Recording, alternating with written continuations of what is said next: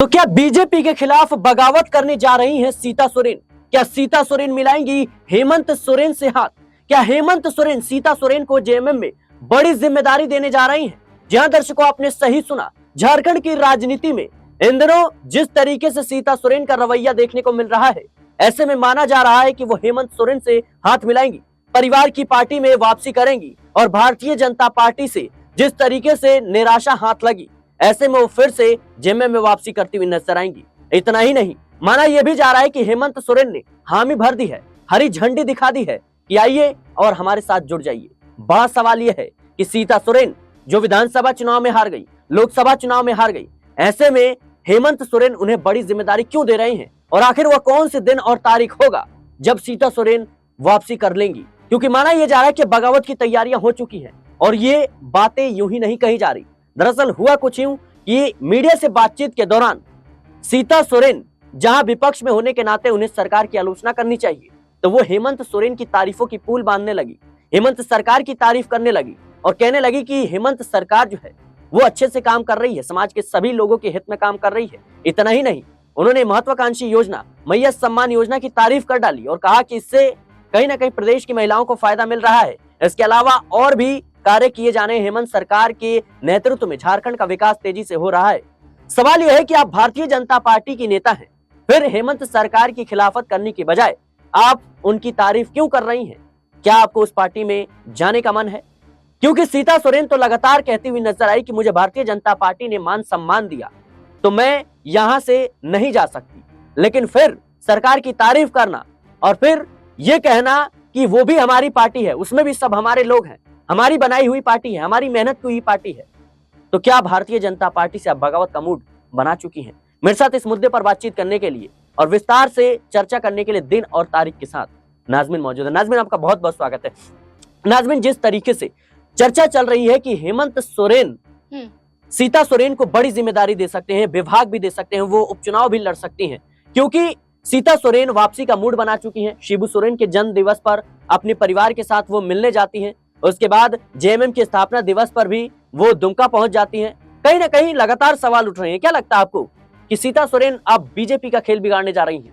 देखिए, अगर हम बात करें कि झारखंड मुक्ति मोर्चा में जाते ही उन्हें विभाग मिल जाएंगे या विधानसभा के लिए चुनाव लड़ने के लिए तैयार हो जाएंगी, तो ये मुमकिन नजर नहीं आता है। देखिए, अगर हम बात करें सीता सोरेन के बयान की, तो सीता सोरेन के बयान यही इशारा कर रहे हैं कि बीजेपी में मान सम्मान के लिए आई, मुख्यमंत्री पद के लिए आई और कैबिनेट में जगह पाने के लिए आई। लेकिन सीता सोरेन की बात करें तो हाथ खाली नजर आई, क्योंकि जब वो खुद अपनी विधानसभा सीट जामताड़ा को नहीं जीत पाई। और इसके अलावा अगर हम बात करें तो सीता सोरेन इससे पहले झारखंड मुक्ति मोर्चा में रहते हुए 2 से 3 बार विधानसभा का चुनाव जामताड़ा से जीती हैं और भारतीय जनता पार्टी में जाते ही जीती जिताई अपने विधानसभा क्षेत्र को हार जाती हैं सीता सोरेन। तो ये सोचने वाली बात है कि भरोसा झारखंड की जनता को झारखंड मुक्ति मोर्चा से जुड़े हुए चेहरों पर है।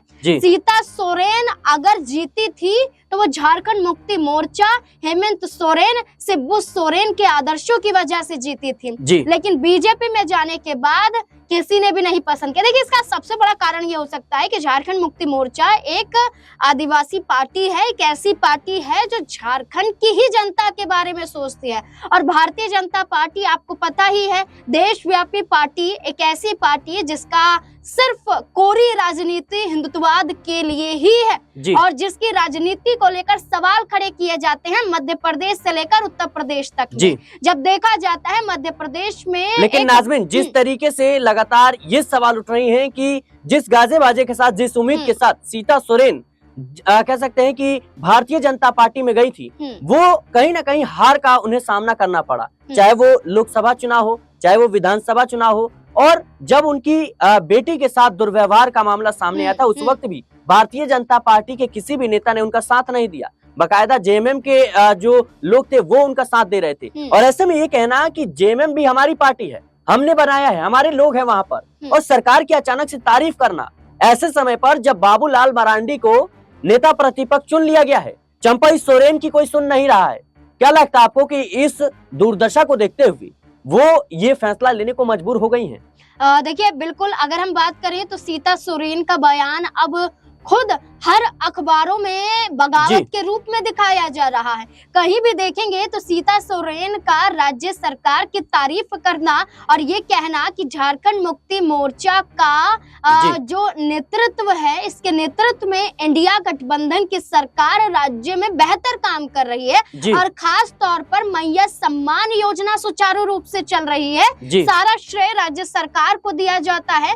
तो ऐसे में सीता सोरेन को लेकर माना जा रहा है कि सीता सोरेन का अचानक से तारीफ करना, शिबू सोरेन के जन्मदिन के अवसर पर उन्हें बधाइयां देना, उनसे मुलाकात करना और वहीं आपने खुद बताया सीता सोरेन का ये कहना कि झारखंड मुक्ति मोर्चा हमारी भी पार्टी है, हमारी बदौलत ये पार्टी भी बनी है। तो यानी कि वो मानती हैं कि इस पार्टी में, इस परिवार में उनका भी योगदान है और इस योगदान को जब हेमंत सोरेन का परिवार नहीं भूल रहा है तो सीता सोरेन कैसे भूल सकती हैं। इसलिए वो बखूबी अपनी जिम्मेदारियों को निभा रही हैं, अपने मान सम्मान। नाज़मीन, माना ये भी जा रहा है कि शिबू सोरेन का जब जन्मदिन था उस वक्त सीता सोरेन गई थी और इस बात को उन्होंने रखा था परिवार के सामने कि भाई वो तो विधानसभा चुनाव हार गई, लोकसभा चुनाव हार गई और ऐसे में अब कुछ उन्हें मिलने वाला नहीं है भारतीय जनता पार्टी में। लेकिन जेएमएम में थी तो वो विधायक थी, मंत्री थी, तो कहीं ना कहीं देखा जाए तो इस बात को उन्होंने रखा परिवार के सामने और उसी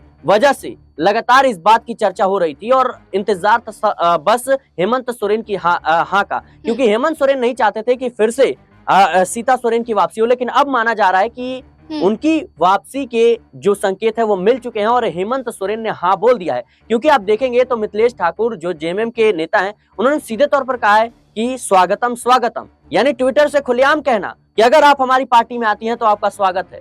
क्या लगता है आपको कि ये बड़ा खेल पर्दे के पीछे जो हो रहा था ये भारतीय जनता पार्टी नहीं समझ पा रही थी? देखिए, अगर बात करें कि झारखंड मुक्ति मोर्चा के प्रवक्ता ने यहाँ पर बयान दिया, साथ ही साथ झारखंड मुक्ति मोर्चा के नेता ने भी बयान दिया और ये कहा कि वो उनका सम्मान करते हैं, सीता सोरेन भाभी समान है और वो हमारे ही परिवार का हिस्सा है।